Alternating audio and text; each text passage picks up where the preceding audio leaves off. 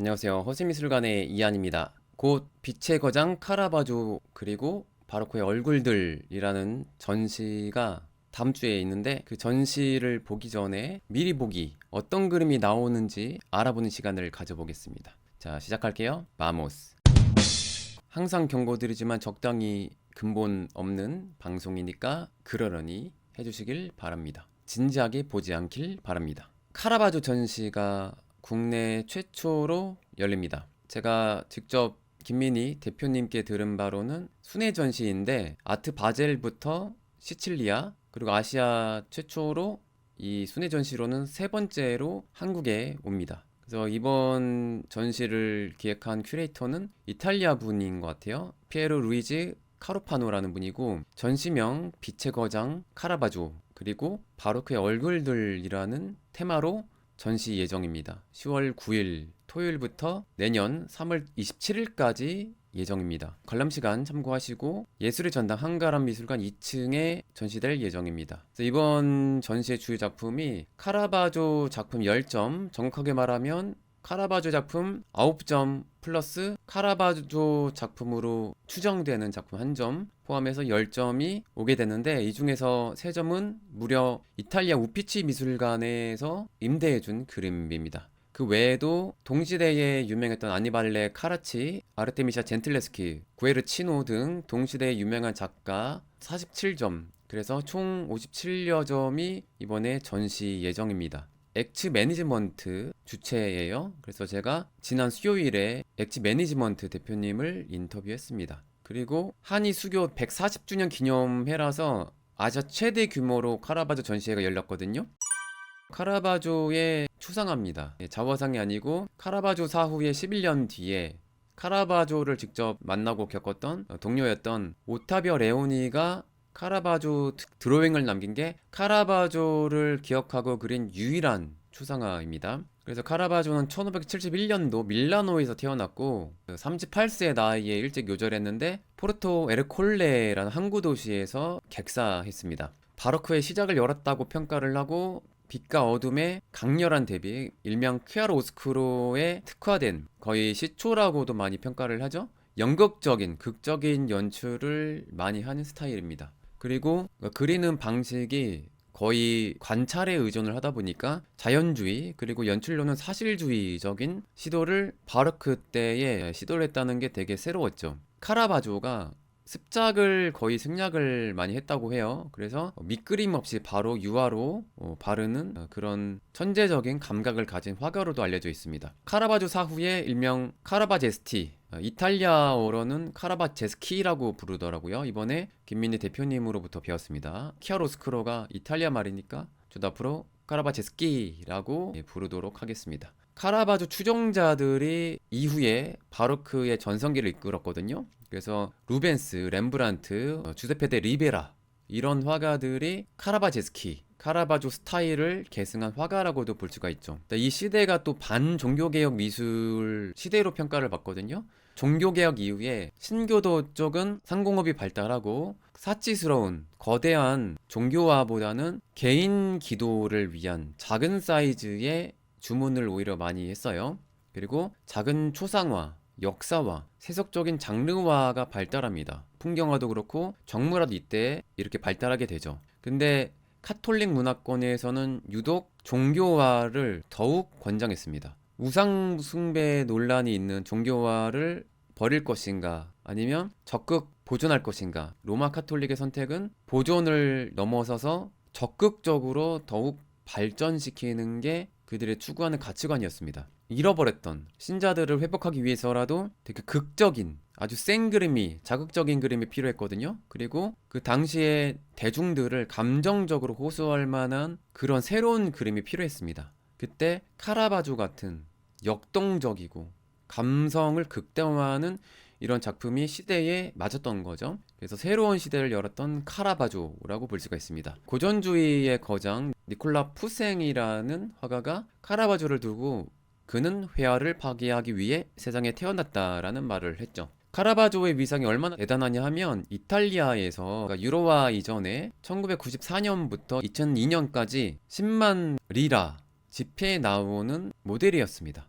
그러니까 오타비오 레오니가 그린 초상 드로잉을 바탕으로 해서 이렇게 지폐까지 실었던 거죠. 그래서 카라바조 인지도를 비교하자면 제 생각에는 이탈리아에서 미켈란젤로 다빈치와 같은 급이라고 저는 생각합니다. 근데 제가 인터뷰했던 이인석 대표님과 그리고 김민혜 대표님께서는 우리나라에서는 그림을 좋아하는 사람 말고는 대중적으로는 덜 알려져 있다고 하지만 최소한 허세미술관 구독자들에게는 아주 대중적인 화가라고 저는 생각합니다. 그래서 제 생각에는 우리 구독자님들이 되게 많이 기대를 할 것 같아요.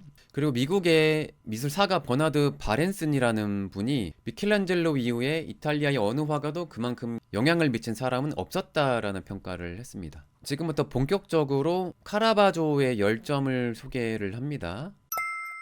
카라바조의 특징이 같은 그림을 여러 점 반복해서 남겼거든요. 그래서 귀족들이 이 그림 마음에 든다고 하면 같은 그림을 자신의 그림을 사본으로 여러 번 그리곤 했거든요. 그래서 이 작품도 제가 알고 있기로는 3점 이상이 돼요. 최소 3점이 되는데 작년에 내셔널 갤러리 특별전 때 메인 그림 중에 하나였죠. 내셔널 갤러리 버전의 도마뱀에 물린 소년도 왔었습니다. 이번에는 그 이탈리아의 개인 소장입니다. 그래서 도마뱀에 물린 소년의 또 다른 버전이 이번에 옵니다. 도마뱀에게 물려서 상처가 났거든요. 그리고 정물들이 있습니다. 근데 어떻게 보면 이 무렵부터 정물화라는 장르가 탄생한 시점과 좀 겹치는 것도 있고 풍경화도 새롭게 등장했던 그런 시대였어요. 그게 종교개혁과 맞물려 있죠. 근데 카라바조는 이전과 다르게 정물화와 인물화를 이렇게 융합했다는 점에서 또 새로운 시도로도 많이 평가를 하더라고요. 그래서 뭔가 도마뱀한테 이렇게 물렸는데 고통받는 이 표정, 이거를 좀 성적 쾌락으로 해석하기도 하더라고요. 그리고 약간 동성애적인 해석도 있다고 평가를 하기도 해요. 다른 그림들 보면 되게 이탈리아 남자들이 웬만하면 성인이 되면 수염을 다 기르거든요. 근데 수염이 없는 되게 여성스러운 미소년을 좀 많이 그립니다.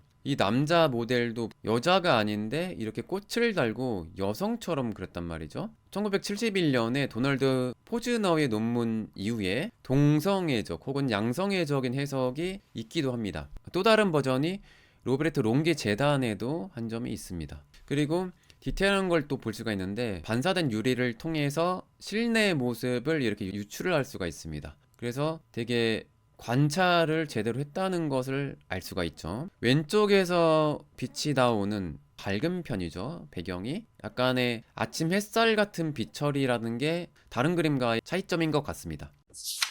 카라바조가 그린 가장 대표적인 도상 중에 하나죠. 골리앗의 머리를 든 다윗입니다. 이 다윗 영웅이 적장의 목을 베고 머리를 치켜 올리는 이 도상이 되게 유명하죠. 그래서 우리가 아는 가장 유명한 버전은 보르게세 미술관의 소장품이 가장 유명한데 이 작품 역시 개인 소장 작품을 이탈리아에서 임대해 왔습니다. 저는 약간 회의적이긴 한데 이중자화상이라고 해서 이 모습은 현재의 살인마로 도망자 신세인 자신을 한탄하며 처음의 뜻으로 그렸다고 해석을 하기도 하죠. 그리고 이 젊은 다윗의 얼굴은 뭔가 미래의 자신을 보고 안타까워하고 여러 복합적인 감정 표현을 하고 있단 말이죠.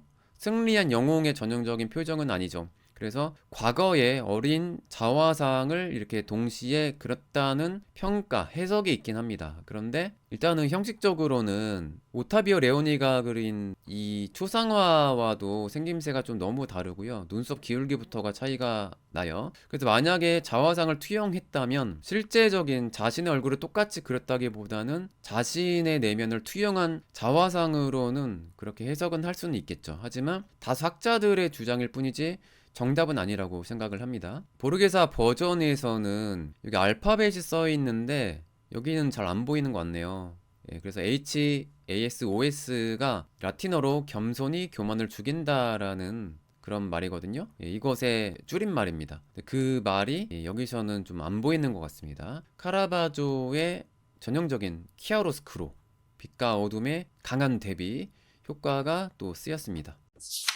이전까지는 우피치 미술관 소장이라는 게 거의 알려지지 않았었거든요. 근데 이번 올해 순회전 통해서 아마도 이제는 우피치 미술관의 버전이라는 것을 사람들이 좀 많이 알게 될 것 같아요. 그래서 성 토마스의 의심이라는 혹은 도마의 의심이라는 작품이죠. 그래서 우피치 미술관에서 공식적으로 카라바조의 작품임을 이렇게 공식화 했습니다. 예수님이 부활하고 제자 특히 도마가 당신 진짜 예수 그리스도가 맞냐고 믿지를 않는 거죠. 그래서 도마에게 예수 그리스도의 성은의 자국, 옆구리 상처를 직접 만지게 하는 그 순간을 포착했습니다. 그래서 의심이 많은 도마와 어떻게 보면 믿음의 상징인 예수 그리스도를 대비시켰다는 점도 있고요. 빛과 어둠 대비도 그렇고 빛이 왼쪽에서 오른쪽으로 갑니다. 빛의 방향에서 예수 그리스도가 위치를 한다는 점도 좀 유심히 보면 좋을 것 같아요. 그리고 이 작품이 뭐 다른 작품도 마찬가지지만 사실주의, 그러니까 자연주의와 사실주의는 되게 혼용해서 많이 쓰이거든요. 네, 나추럴리즘은 자연주의예요. 그러니까 그리는 방식을 말합니다. 쉽게 말하면 똑같이 관찰을 해서 빛을 있는 그대로 열심히 관찰을 해서 그렸다는 게 자연주의예요. 근데 사실주의적인 것은 이런 연출입니다. 열두 사도들, 예수 그리스도도 되게 남루했고 가난했잖아요.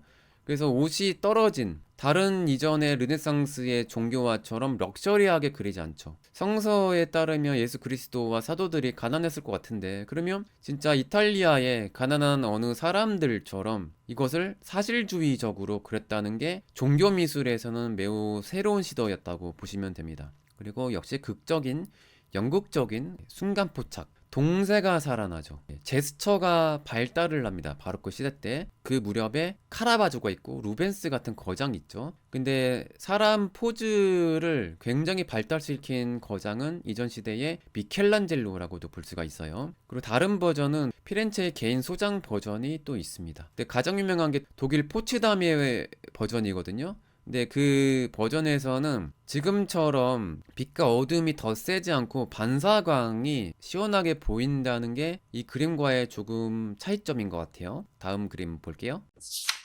그리고 묵상하는 성 프란체스코, 반종교개혁 때 매우 존경받았던 성 프란치스코, 정확하게 말하면 아시시의 프란치스코 성인 주제를 많이 그렸거든요. 청렴 결백한, 그리고 자신의 모든 재산을 다 털어서 가난한 자들에게 헌신하고 봉사했던 참 종교인의 모범 사례였죠. 그래서 프란시스코 성인을 많이 그렸습니다. 저는 종교를 다 떠나서 가장 이상적인 돈을 멀리하고 그리스도의 가치관을 진짜 실천했던 성직자가 바로 프란치스코 성인이지 않을까 생각을 합니다. 이 작품은 마테이 가문에서 후원을 했다고 해요.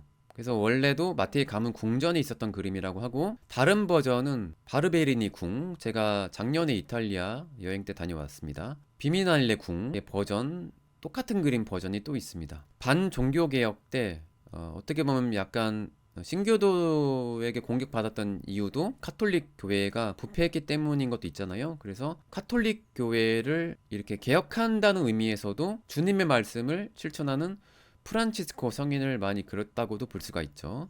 프란치스코 성인이 만약에 손바닥에 보인다면 그리스도의 이 성은의 자국, 구멍이 실제 생겼어요. 교황청에서 최초로 이것을 사실적으로 인정을 했던 사례입니다. 첫 사례. 예수 그리스도처럼 손 양쪽, 발등 양쪽, 그리고 옆구리까지 해서 오상이라고 합니다. 그 오상이 또 다른 프란치스코의 도상이고, 누더기 수도사도 역시 다른 그림에 자주 나오는 프란체스코 성인의 이콘 요소이기도 합니다. 자, 그리고 이 작품도 유명하죠.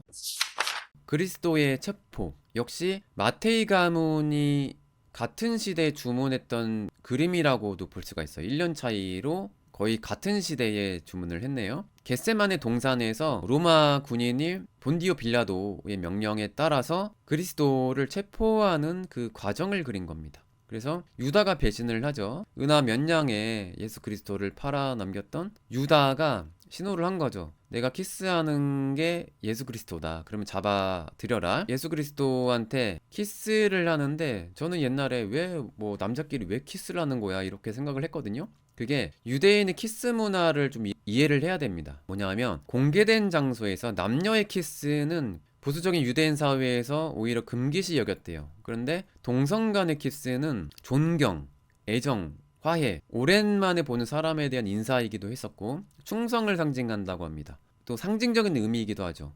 자신이 존경한다는 의미에서 키스를 했지만 이 행위를 통해 배신을 했다는 점이 유다를 더 배신자로서 강조하는 행위이기도 합니다. 그리고 오른쪽에 말쿠스가 대제사장의 종으로 성서에 나오거든요. 근데 처음에 예수 그리스도가 잡혀 들어갈 때 베드로가 이들을 물리치기 위해서 칼로 우발적으로 이 말쿠스 귀를 베었거든요. 근데 베드로를 이렇게 말리면서 오히려 그리스도가 말쿠스의 귀를 치료를 해줬죠. 그래서 말쿠스가 이렇게 등불을 밝히고 바라보는 장면이라는 해석이 있습니다. 그래서 오른쪽 인물을 말쿠스로 보기도 해요. 뭐 정확한 건 아닙니다. 그리고 왼쪽에 사도 요한은 두려움에 이렇게 도망가려고 하고 있죠. 그리스도를 약간 외면하는, 그래서 더욱 불쌍하게 보이는 예수 그리스도라는 것을 알 수가 있습니다. 그리스도를 더욱 초라하게 보인다는 점에서 존교하지만 매우 인간적인 사실주의적인 연출을 했다는 것을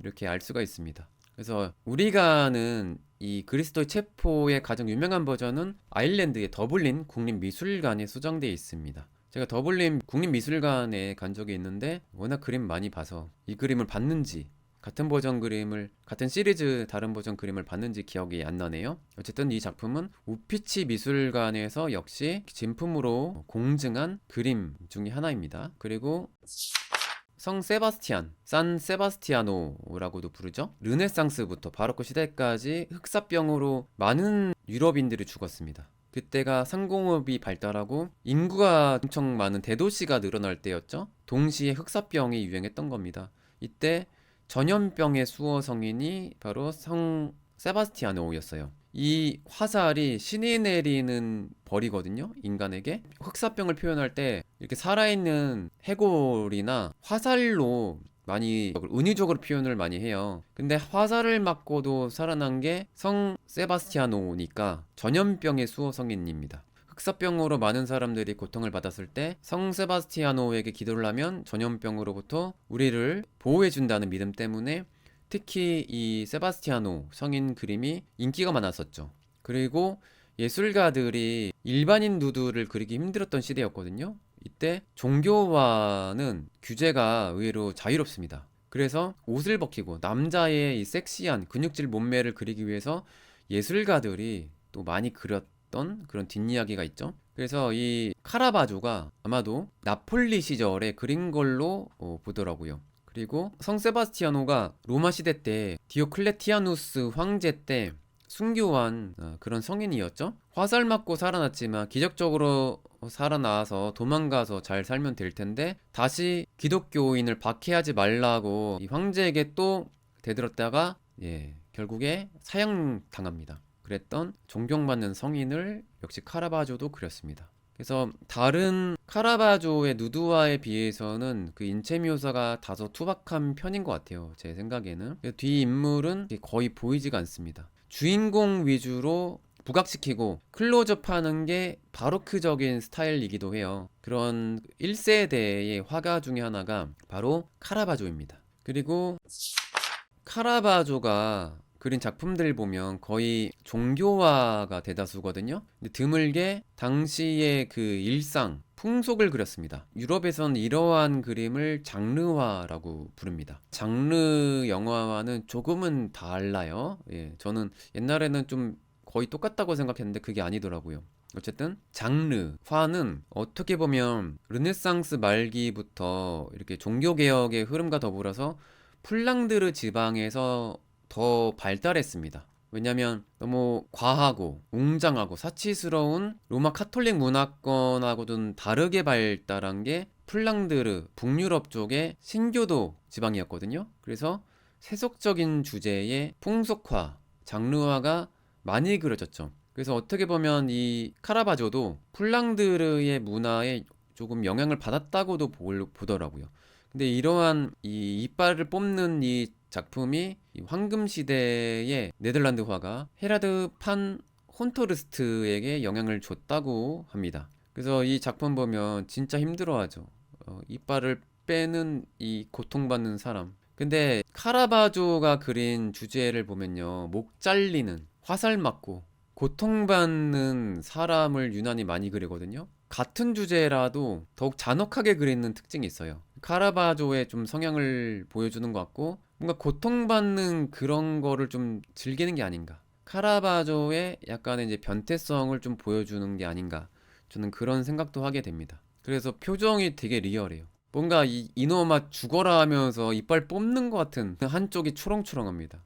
예, 치과 의사죠. 그래서 당시에 17세기 이탈리아의 의료 환경을 또 볼 수가 있어요. 치과 시술, 그런 일상적인 장면이고, 이렇게 럭셔리한 곳이 아닌, 이렇게 당시에 일꾼들, 농부들, 서민들의 모습을 여러 명 단체로 그리는 이런 스타일이 플랑드르 쪽, 특히 피터 브리얼 같은 화가에 의해서 발달이 됐었죠. 이 스타일은 플랑드르, 북유럽의 바로크 시대 때 화가들 보면 비슷한 장면이 많습니다. 자, 그리고 굉장히 요염한 포즈를 짓는 황홀경의 막달라 마리아라는 주제를 카라바조가 그렸습니다. 카라바조의 전체적인 그림들 보면 여성보다는 남성을 더욱 아름답게 묘사를 하는 것 같아요. 카라바조의 뭔가 좀 성적 취향일 수도 있고요. 어쨌든 이 막달라 마리아가 회개를 하면서 또 영적인 황홀경을 느끼는 장면을 그린 겁니다. 눈물을 이렇게 흘리고 있죠. 이것과 약간 비슷한 연출이 베르니니의 산타 테레사의 황홀경 혹은 변명이라는 주제가 있거든요. 그러니까 그런 느낌과 겹칩니다.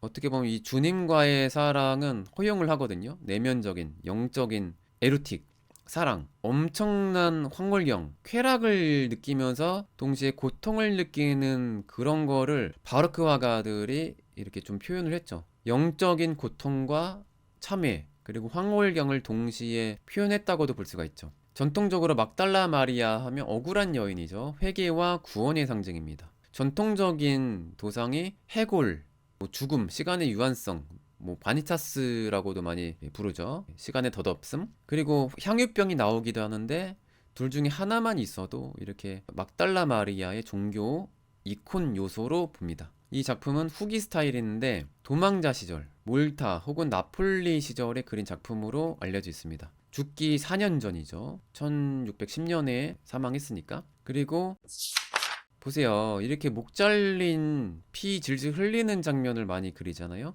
카라바조의 성향을 보여줍니다. 물론 종교와 주제긴 해요. 성 야누아리우스의 참수 혹은 성 아가피투스를 그린 작품으로 해석을 하기도 합니다. 둘 다 참수형을 당했기 때문에 도상이 겹쳐요. 종교화에서 순교한 종교인을 그릴 때 어떻게 죽었는지를 보여주는 방식으로 그림을 그리기도 하거든요. 그래서 목이 잘린 모습을 이렇게 표현을 한 거죠. 근데 카라바조는 이전과 다르게 더욱 사실적으로 그리려고 피까지 질질 나오게 피 튀기게 이렇게 표현을 했다는 게 차이점이죠. 제 생각에는 이 그림이 변색이 좀 많이 돼서 피라든지 반사광 이런 게 좀 어두운 것 같습니다. 참고로 성 아누아리우스는 4세기, 3세기 말부터 나폴리 주교 출신의 성직자였다고 합니다. 근데 4세기 초에 디오클레티아누스 황제 박해 때 순교한 여러 성인 중에 하나로 볼 수가 있습니다. 그래서 이분의 피를 이렇게 나폴리 성당에서 지금까지도 보관을 하고 있다고 하거든요. 근데 성인들의 죽은 사체는 되게 숭고하게 성스럽게 여기기 때문에 뼈라든지 손톱 같은 거 이런 것을 좀 잔혹하지만 절단하고 잘라서 여러 성당에서 보관을 합니다.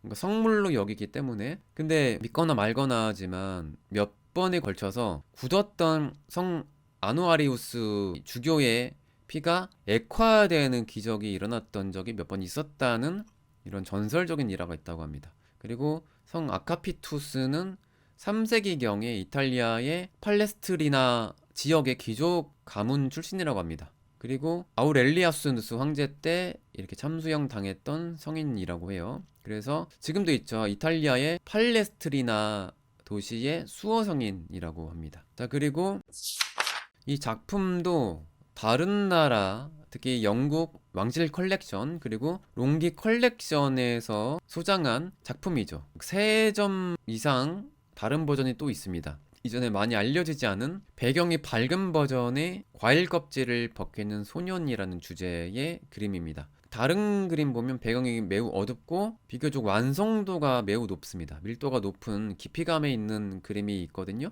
이 그림은 아침 햇살에 비교적 유쾌한 분위기의 그림을 이렇게 연출을 한 것 같아요. 그래서 보통 귀족이 아닌 이런 과일을 깎는다는 것은 당시에 서민이란 얘기잖아요. 근데 이렇게 깨끗한 흰 옷에 말끔히 차려진 옷을 입었다는 게 장르화의 새로운 접근으로 좀 평가를 하기도 하더라고요. 왜냐면 장르화를 보면 이렇게 남루한 당시에 좀 가난한 사람들을 그렸거든요. 좀 구질구질하게 많이 그립니다. 사도들도 발톱에 낀 때 이런 거 그대로 표현하듯이. 근데 이 작품은 굉장히 깔끔하게 표현했다는 게 다른 카라바조가 그린 장르화와는 좀 다른 스타일이라고도 볼 수가 있죠. 이게 바로 롱기 컬렉션 소장의 작품입니다. 되게 정적이고 깊이감이 있어 보이죠. 그래서 상대적으로 또 완성도가 되게 높고요. 이 과일도 어떤 과일인지가 좀 논란이 있다고 해요. 이게 자두인지 또 다른 당시 이탈리아의 과일인지, 그게 약간의 논란이 있습니다. 이제 여기까지가 카라바조의 작품이고 그 외에 40여 점의 다른 화가의 작품들, 주요 작품들을 지금부터 보겠습니다. 자, 이번에 아마도 카라바조가 당연히 가장 유명하지만 네임드로 따졌을 때에 이분은 좀 기억하실 필요가 있지 않을까 싶어요. 안니발레 카라치라는 볼료냐 화파의 가장 유명한 화가입니다. 그래서 연도를 따지면 카라바조보다 더 먼저 태어났어요. 그래서 이 시기가 매너리즘 시대였습니다. 그러니까 안니발레 카라치는 매너리즘 시대를 거쳐서 바로크의 초기에 활동했던 화가예요. 말년에 가면 갈수록 매너리즘에서 벗어나는 그런 시도가 나옵니다. 인위적인 빛이라든지 과도한 연출, 어색함을 탈피해서 과학적으로 관찰을 하는 자연주의적인 접근으로 많은 종교화를 그렸죠. 그리고 카라치 가문의 여러 사촌들, 한 두세 명 정도 있죠. 그들과 함께 볼료냐 아카데미를 만들어서 그 미술을 되게 발전시킵니다. 그리고 안니발레 카라치가 이탈리아에서는 풍경화 장르를 개척한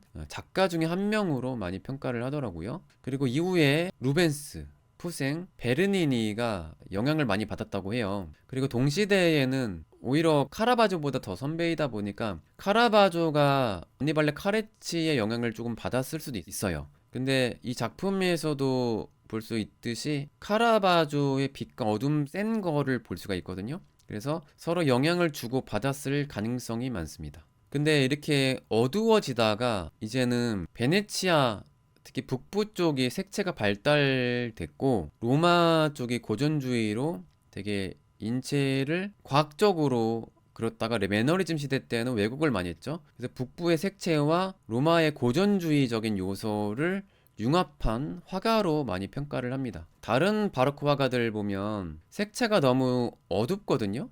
근데 이 작품은 빛과 어둠 대비는 세지만 컬러만큼은 강조를 했다는 게 다르죠. 그래서 카라치의 그 완숙기 작품 중에 하나입니다. 그리고 로마에서 활동을 꽤 많이 했는데 초창기, 로마 초창기 작품으로 많이 봅니다. 참고로 성모 마리아의 옷이 빨간 파랑 대비되는 옷을 이렇게 많이 입고 있거든요. 근데 뭐 상징성은 해석하기 나름이긴 하지만 보통은 붉은 색깔은 인간 세상, 인성, 지상 세계를 뜻한대요. 혹은 모성애, 그러니까 인성인 거죠. 인간으로 태어난 성모 마리아.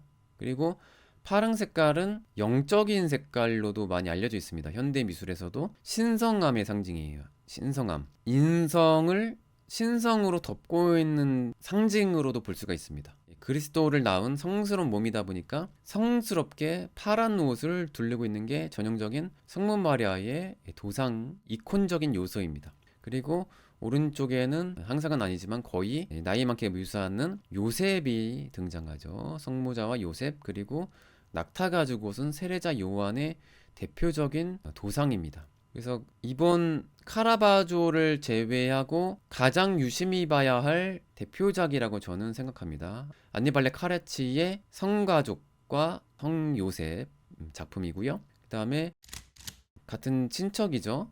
안니발레 카라치의 사촌형입니다. 루도비코 카라치가 이 안니발레와 더불어서 볼료냐 아카데미를 창립한 멤버였어요. 그리고 이 작품이 볼료냐 성 프란체스코 성당의 잠베카리 가문의 주문을 받아서 그린 작품이라고 해요. 그리고 루도비코 카라치는 카라바조, 기도레니에 영향을 줬다고 합니다. 현재는 볼료냐 국립미술관 소장된 다른 작품도 있고, 이 작품은 개인 소장 버전입니다. 이 주제가 성 바오로의 회심이라고 해서, 이 유대인으로서는 사울이지만 로마인으로서는 이름이 바울이거든요. 그래서 바리새인이라고 하죠. 유대교의 분파 중에 하나거든요. 그러니까 기독교인을 박해했던 유대인 분파하고 현대 유대교에 결정적인 영향을 줬던 율법주의 유대교 분파입니다. 근데 이 사울이 이 기독교인을 박해하러 말 타고 가는 도중에 예수 그리스도의 목소리가 들렸던 거죠. 이 환한 불빛과 함께. 그래서 사울아 사울아 내가 어찌하여 나를 박해하느냐라고 이렇게 목소리가 들리면서 밝은 빛 때문에 눈이 멀어버렸습니다. 근데 기적적으로 예수 그리스도를 따랐던 다른 사도에 의해서 치료를 받거든요. 이때부터 이제 각성을 한 거죠. 잘못을 뉘우치고 기독교인이 돼서 유럽에 그리고 소아시아에 전파로 갑니다. 그래서 어떻게 보면 현대의 실질적인 기독교를 만든 사람이라고도 볼 수가 있어요.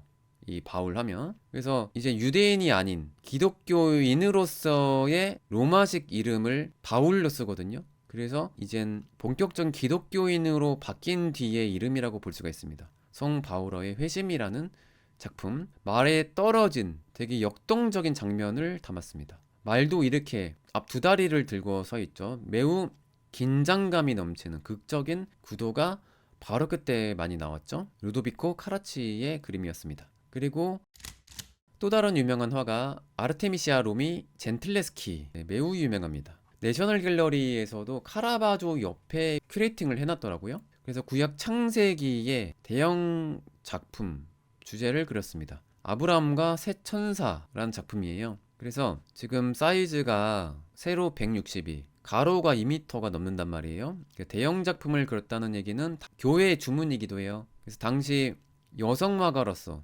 아르테미시아 젠틀레스키의 위상이 얼마나 대단했는지를 보여줍니다. 예술가 집안이죠. 그래서 아버지로부터 미술 교육을 어릴 때부터 받았습니다. 그리고 이 작품이 추정가가 16만 달러에서 22만 달러 추정가가 작년에 이렇게 공개가 됐다고 합니다. 그리고 아르테미시아의 아버지가 또 유명한 화가였죠. 바로 오라치오 로미 젠틀레스키입니다. 이 시대가 바로 매너리즘 시대였죠. 그래서 이 비례가 영 안 맞습니다. 성모 마리아와 예수 그리스도의 비례가 어떻게 보면 얼굴은 갓난아기 같은데 몸은 약간 근육도 있는 것 같고 약간의 성인처럼 보이죠. 어른처럼 보입니다. 그러니까 겉늙은 예수 그리스도 도상이 은근 유럽의 미술관에서 좀 볼 수가 있거든요. 특히 중세의 그림도 그렇고. 그래서 인간으로 태어났지만 신성한 신의 아들이기도 하잖아요.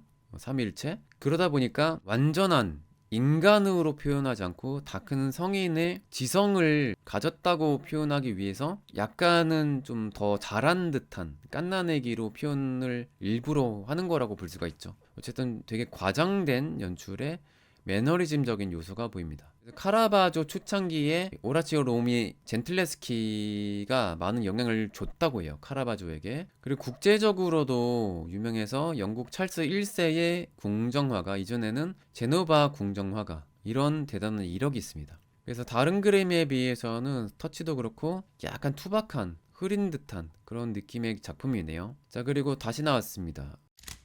오라치오 젠틀레스키가 그린 막달라 마리아. 6세기의 교황 그레고리우스 1세가 죄 많은 여인이라고, 과거에 매춘부였다는 잘못된 평가를 한 이후에 1000년 이상 죄인으로 낙인 찍혔던 억울한 막달라 마리아예요. 이름이 마리아라는 이유로 이집트의 마리아, 다른 마리아 도상과 겹쳐서 그랬다고 볼 수도 있어요. 전혀 죄 많은 여인이 아닙니다, 원래는. 근데 당시 그렇게 믿었기 때문에 막달라 마리아는 참회의 상징인 거예요. 죽음 앞에서 시간의 덧없음을 표현하는 그런 해골, 그리고 은둔 수도사, 고행을 하는, 수행을 하는 그런 이미지로도 많이 표현하거든요. 그런 수도사를 그릴 때 해골도 많이 그려요. 그래서 막달라 마리아는 해골과 자주 등장합니다. 죄 많은 여인 막달라 마리아를 그렸는데, 과거의 죄를 속죄한다는 뜻에서 옷을 벗은 이미지로도 많이 그리거든요.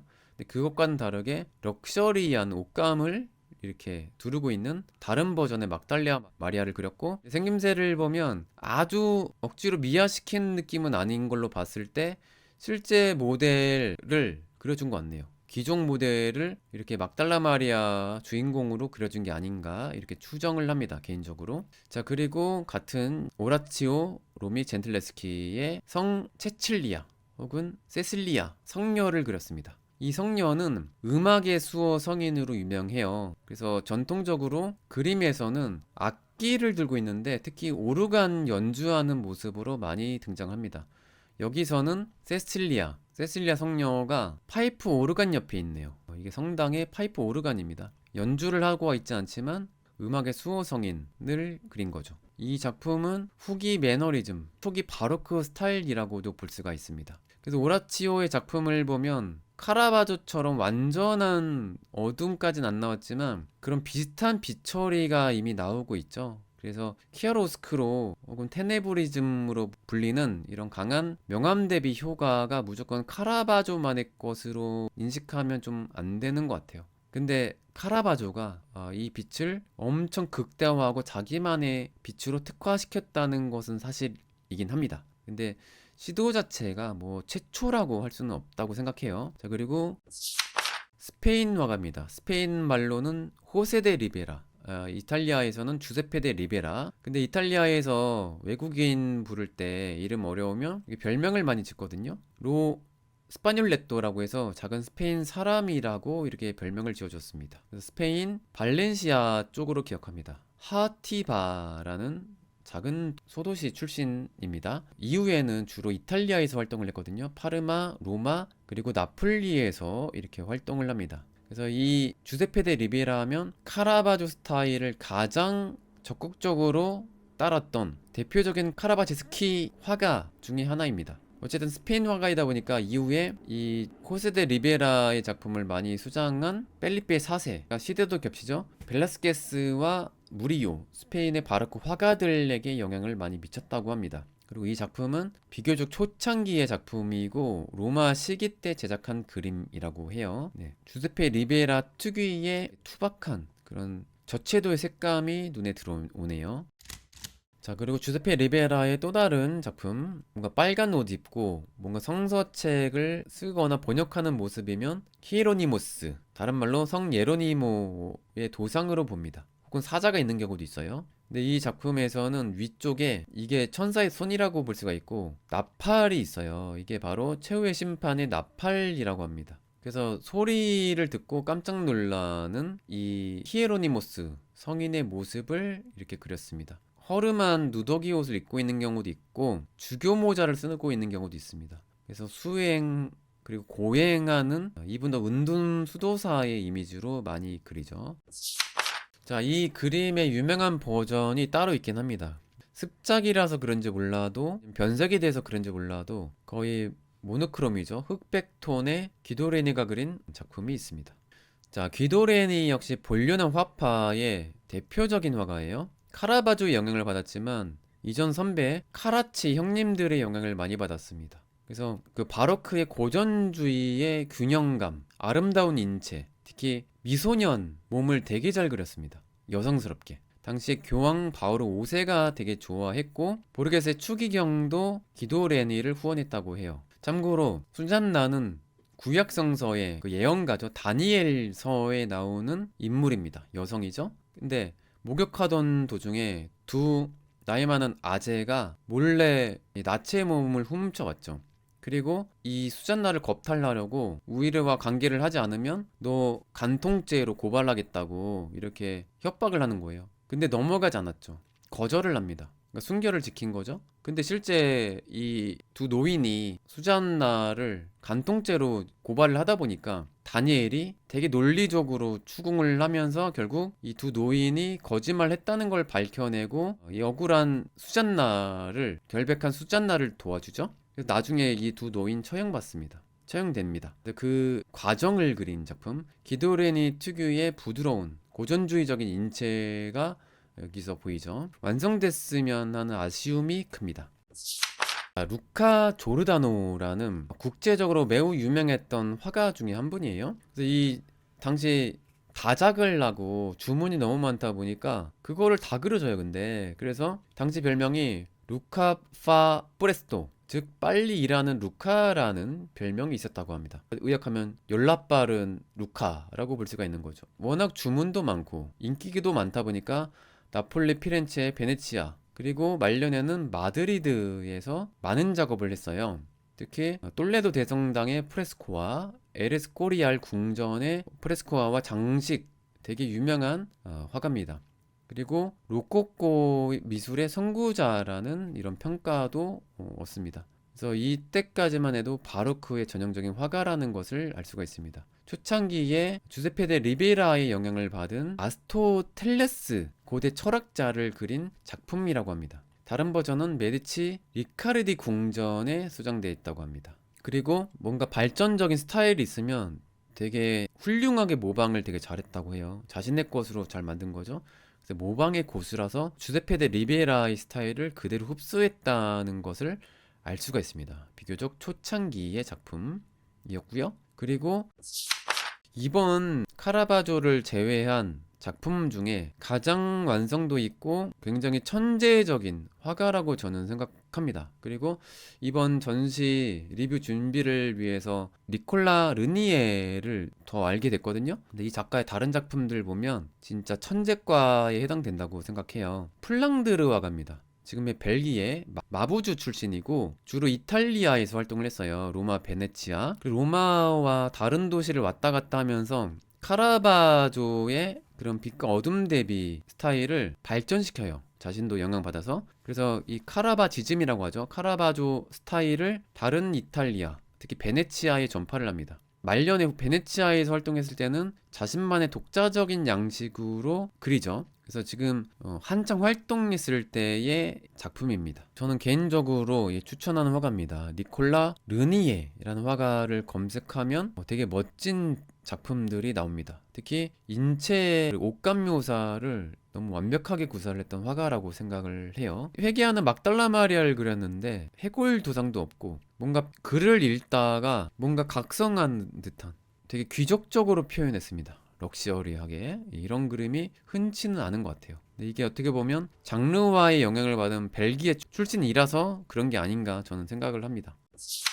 자, 다음 화가입니다. 시모네 페테르차노, 티치아노의 제자입니다. 베네치아에서 초창기에 활동을 했고 이후에는 주로 밀라노에서 많이 활동을 했다고 해요. 이 시기가 매너리즘 시대입니다. 이후에 베로네세, 베네치아의 거장이죠. 틴토레토, 베네치아 역시, 그리고 카라바조의 스승입니다. 시모네 페테르차노. 그래서 기억해 주시면 좋을 듯해요. 카라바조의 스승이니까. 이 시기가 반종교 개혁 시기입니다. 이번에 오는 대다수의 작가들 역시 반종교 개혁의 영향권 화가들이라고 볼 수가 있습니다. 그래서 루카복음에 나오는 예수 그리스도가 생후 40일째에 성전에 봉헌되는 모습을 표현한 작품이죠. 그래서 어떻게 보면 말기 매너리즘에서 바로크로 넘어가는 과도기 때의 그런 색감이고 분위기이고 그 다음에 구도 연출이거든요. 이 그림이 틴토레토의 최후의 만찬처럼 한쪽으로만 쏠리는 그런 불안한 구도까지는 아니에요.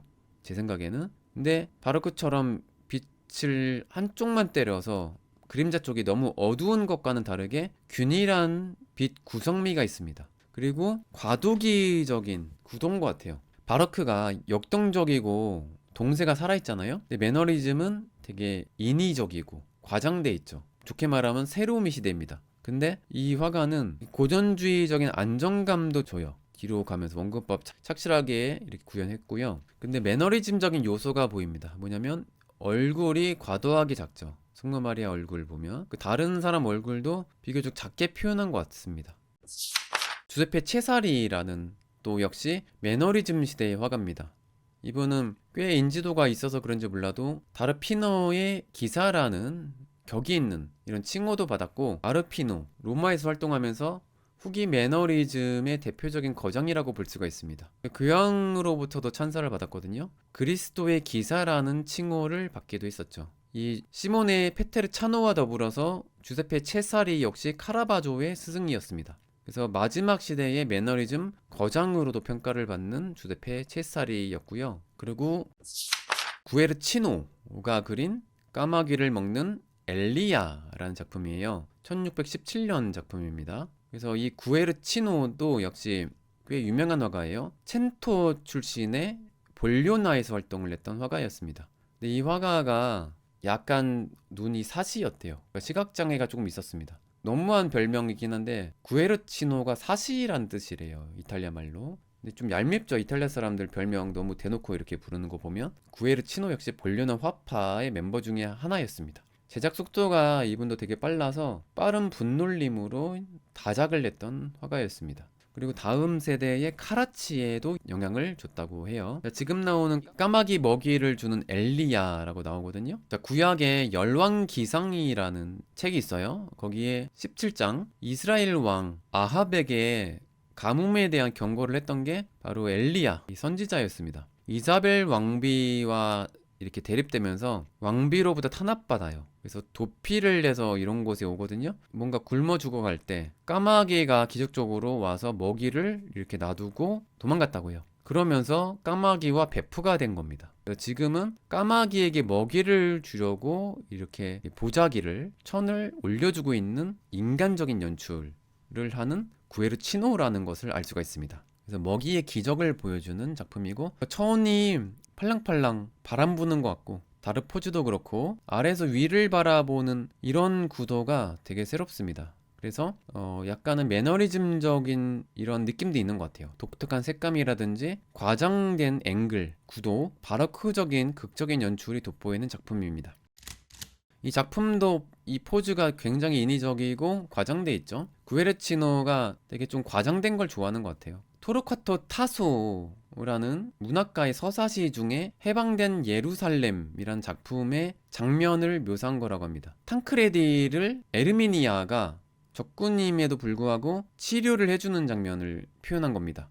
나중에 또 사랑에 빠지거든요. 근데 그와 관련된 일화를 담은 문학이라고 볼 수가 있어요. 참고로 이 에르미니아는 안티오키아 공주였다고 합니다. 그래서 이런 신화적인, 역사적인 인물을 자연주의적인 관점에서 표현한 거예요. 뭐가 자연주의냐면 이런 인물 그릴 때 그림자진 거 있잖아요. 이렇게 그린 것은 완전한 관찰에 의한 거거든요. 말도 빛도 이 위쪽에만 딱 보이죠. 빛도 관찰을 했지만 더 과장되게 극적으로 표현한 것 같습니다. 구에르치노의 작품이었고요. 그리고 파올로 제라치라는 사람은 거의 알려진 바가 없어요. 근데 이 작품은 좀 귀한 그림이라고 생각해요. 뭐냐면 성 로렌초와 성 프란체스코가 있는 예수 그리스도의 탄생이란 작품. 원래 이미지로는 보신 적 있는 분 계실 거예요. 카라바조 작품이 원작입니다. 근데 카라바조를 따랐던 파올로 제라치라는 사람이 카라바조 원작을 이렇게 복사한 거죠. 똑같이 따라 그린 겁니다. 그래서 거의 카라바조 작품과 구별이 안 돼요. 근데 안타깝게도 원작이 있었던 팔레르모 성 로렌초 기도실에서 카라바조의 이 작품이 도난된 겁니다. 1969년에 아직까지도 못 찾았다고 해요. 그래서 그 그림을 그대로 옮긴 이 파울로 제라치라는 화가가 되게 대단하다고 생각합니다.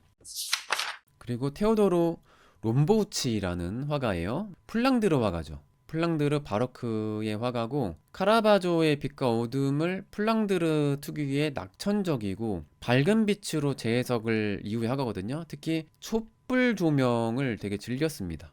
플랑드르 혹은 프랑스 쪽 화가들이 그런 과도기 시절의 작품이라고도 볼 수가 있겠네요. 촛불화의 거장이라는 별명입니다. 이거는 이름이 아직도 좀 논란이긴 해요. 정확하게는 이 화가가 누구인지는 불확실합니다. 어쨌든 이 그림 자체는 유명해서 사키오 키에세 라피에베 골동품 갤러리에 소장하고 있다고 합니다. 역시 성 제로니모스 십자가 묵패 기도를 하는 듯한 느낌, 해골을 들고 있고, 운둔자, 고행하는 수도사 느낌이고, 그렇다면 성 히에로니모스, 책까지 있잖아요. 거의 100%죠. 사자까지 보이는 경우도 있습니다. 사자, 은혜 갚은 사자 이야기와 또 연관이 있거든요. 그래서 여기 촛불 조명이 플랑드르에서 카라바조 테네브리즘을 더욱 발전시킨 빛이라고도 볼 수가 있죠. 신비로운 빛입니다. 영적인 빛이면서. 그리고 마티아 프레티, 칼라브리아, 타베르나 칼라브리아 출신의 화가입니다. 그리고 이 화가가 몰타에서 활동했을 때의 작품을 그린 거라고 해요. 1661년도 작품입니다. 이 작품은 몰타에서 1661년까지 활동을 했다고 해요. 이후에 몰타 기사단까지 됩니다. 그 이후에 나폴리, 몰타, 루카 조르다노에도 영향을 줬다고 해요. 마티아 프레티가 그린 이 인물은 성 암브로시오라고 해서 4세기 밀라노 주교 출신의 성인이라고 합니다. 예, 패스할게요. 겟세마네 동산에서 최후의 만찬, 그러니까 예수 그리스도가 십자가 처형 당하기 전에 기도를 하는 장면이죠. 그래서 인간으로서의 그리스도 자신, 신으로서의 그리스도, 같은 몸인데 인간적인 면모와 신적인 면모 둘 다 동시에 존재하니까 그 내면의 고통을 표현했다고도 평가를 하더라고요. 내면의 갈등을. 대각선적인 구도가 마티아 프레디가 즐겨 쓰는 구도라고 볼 수가 있죠. 그래서 또 붉은 색깔 옷은 자세히 보면 와인잔, 약간 성배 같기도 하거든요. 근데 이게 고난의 잔을 뜻하면서 어떻게 보면 옛날 술은 그 와인이니까 포도주가 그리스도의 희생, 피를 상징하잖아요. 그래서 앞으로 일어날 자신의 희생을 암시하는 이콘일 수도 있습니다. 아무튼 분위기 있는 그리스도를 표현한 마티아 프레디였고요. 그리고 성 루카를 그린 작품입니다. 이 작품은 또 역시 마티아 프레티가 되게 어두운 건 어둡지만 표현력이 되게 뛰어나다는 것을 볼 수가 있는 작품입니다. 성 루카가 예수 그리스도 사후에 선교 활동을 적극적으로 했던 바울의 동반자, 소울메이트라고 볼 수가 있습니다. 예수님 시대는 12사도로 표현하지만 이후에는 77명 사도를 이렇게 구별합니다. 그 대표 사도 중에 한 명이에요. 그리스 쪽에 초기 기독교를 전파했던 성인이에요. 그리고 최초의 성모를 그린 화가로 알려져 있습니다. 그래서 성 루카의 도상이 바로 성모자를 그리는 그림 그 자체입니다. 근데 밑에 황소가 보이잖아요. 또 다른 성 루카의 도상입니다. 왜냐하면 루카복음서는 희생을 강조하거든요. 그래서 희생을 강조하는 황소 이미지를 자주 등장시킵니다. 종교와 미술에서. 그래서 황소가 제물 희생을 또 상징하기도 하죠. 그래서 성 루카는 화가의 수호 성인으로 알려져 있습니다. 그래서 파티아 프레디가 이걸 그렸다는 것은 예술가의 정체성, 신성함을 이렇게 표현한 게 아닌가. 그리고 이 포즈를 보면 완전 바로크죠. 동적입니다. 그림 그리다가 한쪽 팔 올리고 이런 역동적인 연출을 하고 있습니다. 그리고 마티아스 스톰, 네덜란드 바로크의 거장이고, 이 화가도 역시 촛불은 아니지만 횃불 정도로 실내에서 화면 안에 빛이 등장하는 연출을 이렇게 재치있게 구사를 했습니다. 그리고 이 화가도 다른 작품 보면 제스처, 표정이 좀 강해요. 여기서도 미묘한 표정의 차이를 다 다르게 표현했습니다. 그래서 그런 화가고, 이분은 이탈리아에서도 활동을 많이 했거든요. 그래서 나폴리 시기의 작품이라고 합니다. 그리고 정무라의 거장 페레 갈리치아의 작품, 유럽의 배 정물을 그렸어요. 배는 한국 배가 최고로 맛있습니다. 참고로 페레 갈라치아가 여성 화가예요. 정무라의 선구자라는 평가도 얻습니다. 그래서 오히려 카라바조, 피지노 같은 바로크 화가들에게 정무라에서만큼은 영향을 줬다고 평가를 하죠. 그리고 사실주의적인 성향 때문에 관찰을 즐겨합니다. 또 다른 유명한 화가 눈치오의 딸이에요. 그리고 이 시대 때의 초상화를 보면 신사의 어떤 익명의 초상화인데 반측면이 유행했다는 것을 알 수가 있습니다. 시대별로 유행하는 방향이 있는데 그런 것을 아는 재미도 있습니다. 바로크 과도기 때의 작품입니다. 오르솔라 막달레나 카치아의 작품이에요. 이분도 역시 정무라로 유명한데, 이분은 재미난 게 몬칼로 수녀원의 원장이었습니다. 수녀님이 그림을 이렇게 잘 그렸던 거예요.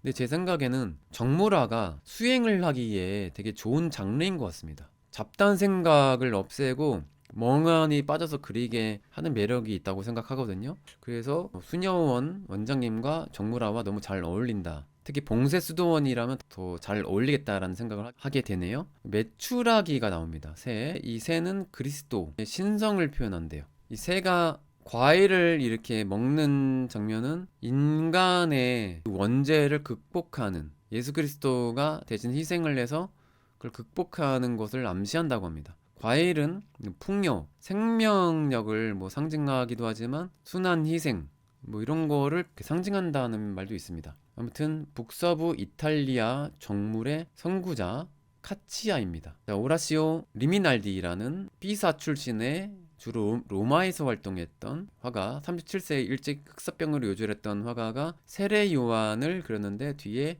양이 있습니다. 하느님의 어린 양이란 말을 많이 했죠. 예수 그리스도를 표현할 때 양으로 은유적으로 표현하기도 합니다. 뒤에는 막대기가 보이는데 나무 십자가도 세례 요한의 중요한 도상입니다. 그리고 루이스 핀슨이라는 벨기에 플랑드르 부리어 출신의 화가예요. 플랑드르 바로크 화가였는데 이탈리아에서 주로 활동을 합니다. 나폴리, 로마, 프로방스에서 활동을 해요. 그러니까 국제적으로 왕성하게 활동을 한 거죠. 초기에 카라바조 풍을 흡수합니다. 그래서 이 카라바지즘, 빛과 어둠 대비를 북유럽에 전파하는데 많은 공헌을 한 대표적인 화가라고 볼 수가 있죠. 루이스 판슨. 이 작품 보면 비너스와 큐피트를 그렸는데 큐피트는 너무 다 큰 어른의 모습으로 표현해놨고 비너스 여성의 몸이 좀 과장되어 있죠. 근육도 그렇고 또 그리고 약간 다른 비너스들에 비하면 누드화들에 비하면 약간 짧아 보입니다. 예. 그래서 이상적인 인체는 시대별로 다르고 화가별로 다르다는 것을 알 수가 있네요. 이런 포즈는 베네치아의 조르조네 혹은 티치아노의 영향을 많이 받았다는 것을 알 수가 있습니다. 안티베투토 그라미티카라는 화가입니다. 로마에서 태어났고 로마에서 주로 활동을 했고 초기 바로크 시기의 작품입니다. 지금 손을 강조하고 있죠. 악기 연주를 하는 것은 바로 아까 말씀드렸죠. 산 체칠리아 혹은 세실리아 성녀라고 말씀드렸습니다. 그래서 이번에는 연주를 하는 버전으로 그렸습니다. 이분이 귀족 출신이어서 그렸을까요? 럭셔리한 옷감을 두르고 있습니다. 조반니 암브로지노 피지노라는 화가예요. 밀라노 화파 중에 한 분입니다. 그리고 매너리즘에서 바로크로 넘어가는 과도기 때 주로 활동을 했던 사람이에요. 다빈치의 영향을 받은 초상화라고 합니다. 그가 그린 성 까를로 보로메오는 16세기 밀라노의 주교였다고 해요. 카톨릭 교회를 이렇게 개혁하는데 많은 공헌을 했다고 합니다. 그리고 바르톨로메오 파세로티 볼리나 화파의 필리포 본콤파니 추기경 초상화 한 점이 있습니다. 빨리 패스할게요. 카라바주의자가 그린 것으로 보입니다. 작가는 미상인 게 안타깝습니다. 뭔가 사형 선고 받고 고문받는 예수 그리스도를 표현한 것 같습니다. 그리고 이 역시 뭔가 겸허의 뜻의 표현이거든요. 신의 말씀 받아들이겠습니다. 까를로 사라체니의 작품이 있습니다. 그리고 토마소 살리니, 이거는 빛과 어둠 대비 카라바주의 영향을 아주 많이 받은 것으로 추정합니다. 페드로 누네스 델 발레의 예수 그리스도가 체포당하는 그 과정을 그린 작품. 지아키노 아세레토의 사도 성 토마스, 아까 의심 많은 사도를 그릴 때의 도상이 이런 거라고 볼 수가 있어요. 도상이 확실치 않아서 뭐라고 하기 그렇지만 칼이 보이잖아요. 예, 이거는 참수형 받았음을 암시합니다. 순교했구나. 이 정도까지 하고 마무리하겠습니다. 자, 곧 이어서 제가 지난 수요일에 촬영한 매니지먼트 김민희 대표님과 인터뷰를 이렇게 같이 공유를 하겠습니다. 여러분 카라바주 전시 기대되니까 많이 봐주시면 좋을 것 같아요. 예, 끝까지 방송을 잘 들어주셔서 감사합니다. 저는 허스미술관의 관장 이한이었습니다. 아스타 루에고 부에나스 노체스. 여러분 굿밤 되세요. 안녕. 네, 반갑습니다. 네, 안녕하세요. 네, 반갑습니다. 김민희 대표님, 네. 그리고 이인석 대표님. 네, 반갑습니다. 네, 반갑습니다. 소개 부탁드립니다. 안녕하세요. 저는 엑치 매니지먼트 김민희 대표라고 하고요. 이번에 11월 한가람 미술관에서 열리는 까라바조와 바로크의 얼굴들이라는 전시를 준비하고 있습니다. 저는 대표님을 도와서 카라바조 전시를 돕고 있는 이인석이라고 합니다. 반갑습니다. 그 전시 이거는 어떻게 성사가 된 거죠? 처음에는 음악으로 이태리 유학을 갔었는데 아무래도 이태리라는 나라가 음악과 미술, 문화의 중심지이기 때문에 미술을 접할 수 있는 기회가 많았어요. 네. 특히 까라바조 같은 경우에는 그 로마의 모든 성당의 벽화에 까라바조 작품들이 굉장히 많습니다. 그러다 보니까 그냥 지나가던 로마의 길거리에 있는 성당에 들어갔더니 너무나 멋진 그림들이 다 까라바조의 작품들이었던 거예요. 네. 그래서 까라바조에 대해서 제가 관심을 갖게 되었고 문화 교류를 이태리 쪽이랑 하고 있었습니다. 이태리 측에서 한국에 까라바조 기획전을 한번 해주면 어떻겠니? 라는 제안을 제가 받아서 이 제안서를 가지고 이태리 대사관과 문화원에 가서 제안을 해드렸는데 원래는 저희 전시가 2023년도에 진행을 하려고 했었습니다. 그런데 이제 대사관에서 2024년도가 한일 수교 140주년이니 그 행사에 맞춰서 특별 전시를 하면 어떻겠니? 라고 제안을 해주셔서 저희가 1년을 미뤄서 한일 수교 140주년에 맞춰서 특별 전시를 하게 되었고 전시 오기 전에 비슷한 작품 리스트가 특별전으로 열려 있는 것 같더라고요. 제가 좀 자료 보니까요. 네, 맞습니다. 더 정확하게 말씀드리면 저희 작품이 스위스 아트바젤에서 한번 전시를 했었고요. 아, 스위스 아트 맞아요. 네, 그 이후에 시칠리아에서 아, 맞아요. 시칠리아 맞아요. 시칠리아에서 저희 작품들이 전시가 됐었습니다. 그래서 10월 초에 끝났고요. 네. 그 작품에 또 작품을 조금 더 더해서 저희가 이번에 전시를 진행하게 되었습니다. 아, 네, 거의 순회 전시라고 생각하시면 돼요. 그렇죠.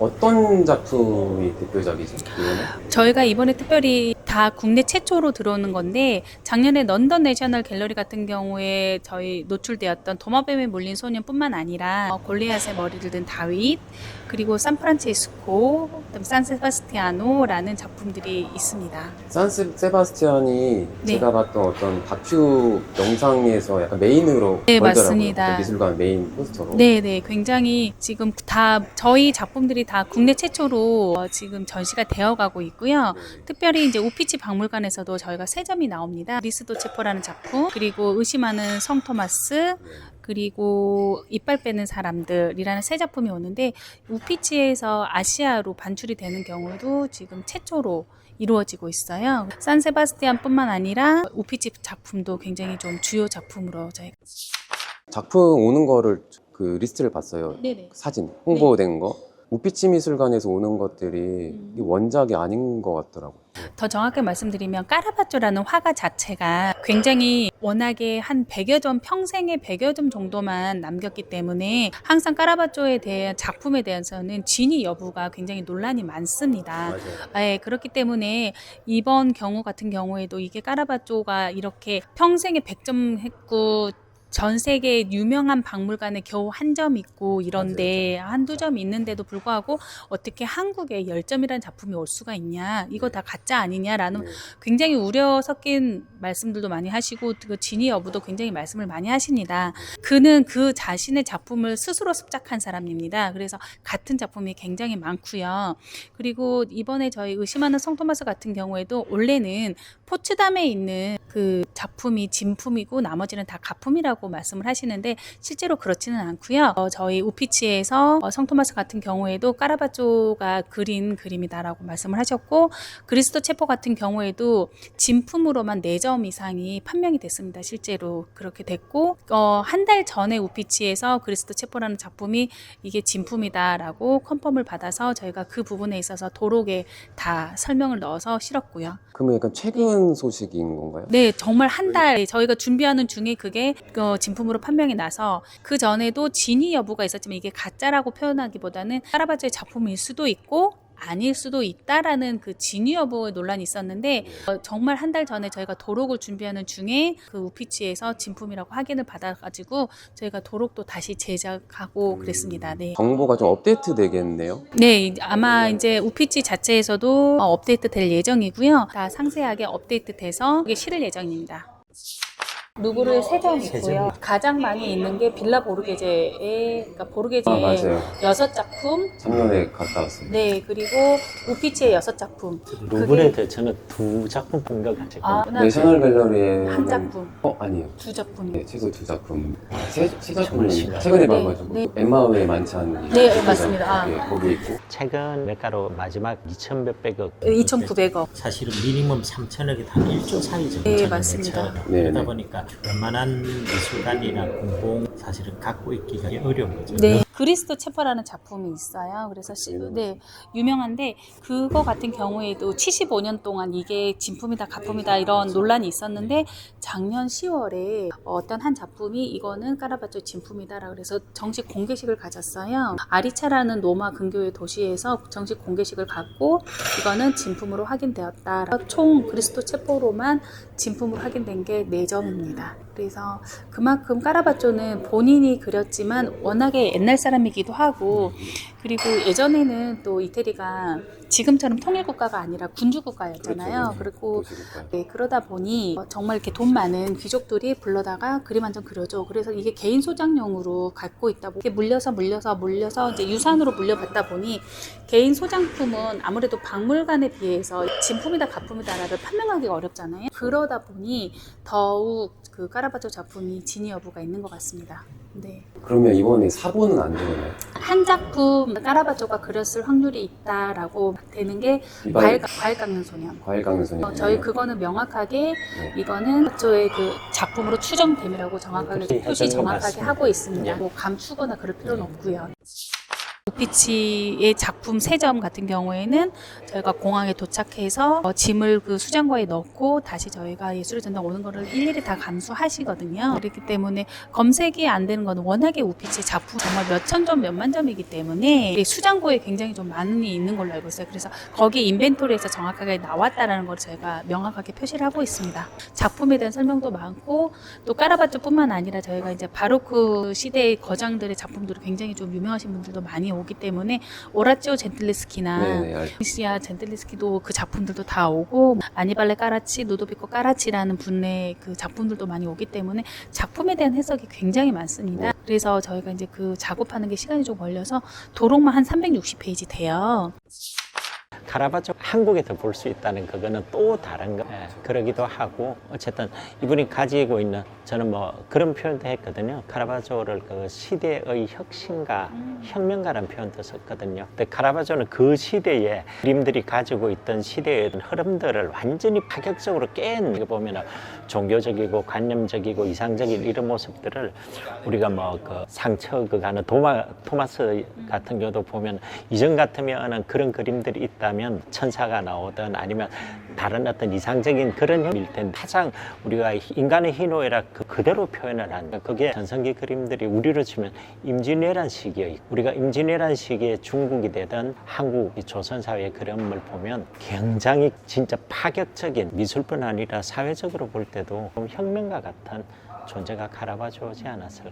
표정 묘사, 감정 네. 그런 거를 엄청 깊게 다룬. 네, 맞습니다. 정말 이렇게 실제로 보면 그 도마뱀에 물린 소년 같은 경우에도 실제로 도마뱀에 물린 듯한 그 표정이 있고 실제로 까라바초가 그림을 그렸을 때 실제 모델을 주고 그렸다고 해요. 그래서 메두사를 그렸을 때도 물뱀을 풀어놓고 그 물뱀이 움직이는 모습을 머리카락으로 표현을 했고 그래서 대부분의 이제 까라바초 얼굴이 약간 다 투영됐다고 말씀을 하시잖아요. 그래서 모델을 돈이 없어서 모델을 못 구했을 때는 본인을 거울에 두고 본인의 모습을 그렸다고 합니다. 그래서 굉장히 뭐 메두사나 골리앗의 머리를 든 다윗에서 그 골리앗의 그 모습이 다 자기의 까라바조 얼굴이라고 하잖아요. 그거를 이제 투영하더라고요. 네네. 저는 근데 그거를 네. 카라바조 남은 초상이 드로잉 한 점이잖아요. 후배가 그린 이름이 생각 안 나는데 근데 인상이 눈썹 길이가 너무 달라서 네네. 저는 약간 회의적이긴 해요. 근데 그건 오히려 그게 실제적인 똑같은 자화상이 아니라 그 내면의 자화상을 투영한 네, 거가 맞습니다. 오히려 네. 그렇게 해석이 맞지 않나. 그건 해석하기 나름이니까. 까라바초는 굉장히 이제 그림이 굉장히 사실적이다 보니 이거를 현대적으로 해석할 때는 정말 다양한 부분에서 해석이 좀 가능한 것 같더라고요. 네, 카라바조 작품이 프라도에 한 점이 있거든요. 네, 발과 맞습니다. 골리앗 싸움의 다른 버전이요. 네. 근데 그 주변에 카라바 제스티라고 해서 네, 네. 그러니까 그 비슷한 풍의 후계자들 네네. 작품 같이 있는데 멀리서 보면 좀 다르긴 하더라고요. 네, 너무 맞습니다. 잘 그려서 진짜 네, 같아서. 맞습니다. 이전에 빛과 어둠 이런 대비가 라파엘 말년에 좀 나오긴 했더라고요. 네, 어두운 맞습니다. 배경이 그러니까 갑자기 바로크가 생긴 건 아닌 것 같은데, 근데 카라바조는 그 빛과 어둠 대비를 극대화해서 약간 횃불을 좀 썼다고 하기도 하고, 그거를 자신만의 빛으로 더욱 극대화한 것 같더라고요. 영국적인 빛처리. 그래서 까라바초가 그래서 끼아로스쿠로 그 테네브리즘의 이제 뭐 대가라고 하고 창시자라고도 많이 표현을 하잖아요. 네. 그래서 그 빛에 관련된 빛과 어둠의 대비를 사용한 화가로서는 이제 까라바초를 항상 창시자 먼저 네. 시작한 사람으로 쓰는데, 그로 인해서 뭐 렘브란트가 나오고 뭐 이렇게 이제 말을 하긴 하는데, 저희 이번에 전시에 까라바제스키 작품들도 와요. 근데 정말 말씀하신 대로 이렇게 좀 다릅니다. 비슷하지만 달라요. 그런 거를 저희가 강조를 하기 위해서 저희가 전시 이번에 공간 구성할 때도 조명에 굉장히 신경을 많이 썼습니다. 그거를 최대한 표현을 하기 위해서 조명을 정말 저희가 많이 신경을 썼거든요. 그래서 실제로 저희 관람객들이 오셔서 보셨을 때, 아, 이런 게 그 끼아로스쿠르도거나 그 테네브리즘이 이런 느낌이구나라는 거를 극명하게 아실 수 있도록 제가 빛과 어둠을 좀 사용해서 전시 공간을 구성했습니다. 횃불 약간 그런 조명을 썼다면 조르즈 들라뚜르 같은 그 약간 그걸 따르는 작가들이 어둠 가운데 촛불 조명 그거를 약간 좀 재해석해서, 렘브란트는 약간 오묘한 분위기 있는 그런 분위기를 또 좀 발전시킨 것 같더라고요. 네. 아무튼 카라바주가 있었기에 다 그게 또 가능했으니까. 뭐 이거는 정식적인 그런 건 아니지만 정체성 관련해서 논란이 있긴 하더라고요. 네, 그거는 있어요. 저도 몰랐습니다. 왜냐면 네. 인간의 꽃미남 많이 그렸고 어린 소년을 많이 그려서 아, 그런 이제 그렇군요. 약간 어린 남자에 대한 성적 그런 게 소아성애자처럼. 그런 게 있지 않나라는 약간은 이제 아. 정식적인 건 아닌데 그런 말이 좀 있긴 하더라고요. 마광수란 사람이 일반 대체의 사람들이 가지고 있는 판타지 자체를 한 거잖아요. 어떻게 보면은 가장 순수했기 때문에 그렇게 표현을 할 수 있었다라고 보거든요. 그런 것처럼 그런 취향이나 뭐 성향은 있을까? 왜냐하면 바라보는 어떤 초점을 가지고 바라보는 그 대상이 자기의 어떤 생각을 하고 이제 관념들하고 일치되는 부분이 있었기 때문에 그러지. 그러니까 예를 들어 남자를 그렸는데 꽃을 막 달고 동성애적인 그런 게 있는 그림들이 꽤 있더라고요. 네. 꽃을 든 소년이나 네. 뭐 장미 화병을 든 소스 바쿠스도 뭐 이런 거 약간 여성스럽게 피부 매끈하게 표현하고, 어린 소년도 다윗으로 그린 작품도 있고. 근데 그게 또 해석 방법이 다른 게, 다윗 같은 경우에는 그 골리앗은 자기 현재의 모습 쫓겨다니고 뭐 많이 이런 들었어요. 거. 그 네. 해석. 그리고 소년은 자기가 어린 어린 시절. 시절의 모습에 까라바쪼를 그렸다. 뭐 이런 것도 네, 있고. 네, 맞아요. 뭐 바쿠스 같은 경우에도 병든 바쿠스는 정말 이렇게 노마로 막 넘어와서 너무 자기가 아파서 돈도 없고 힘들었을 때 자기의 모습, 바쿠스는 이제 추기경의 후원을 받아서 굉장히 여유가 있었을 때 자신의 모습 이렇게 투영을 해서 그렸다. 뭐 해석이 굉장히 좀 다양한 것 같습니다.